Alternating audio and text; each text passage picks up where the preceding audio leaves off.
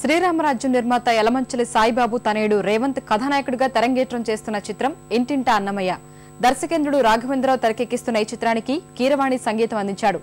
ఇప్పటికే చిత్రీకరణ పూర్తి చేసుకున్న ఈ సినిమాను ఏప్రిల్ 25న విడుదల చేస్తామని చిత్ర బృందం ప్రకటించింది.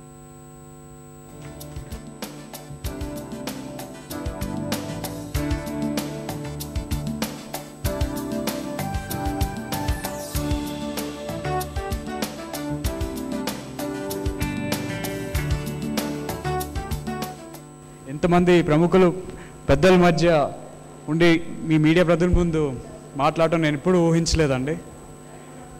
It's truly amazing experience. ఈ సినిమా మొదటిసారి ఒప్పుకున్నప్పుడు రాఘవేంద్ర గారు ఒకటే అన్నారు, నువ్వు ఒప్పుకున్నా చాలు, మిగతా అంతా నేను చూసుకుంటానని చెప్పి.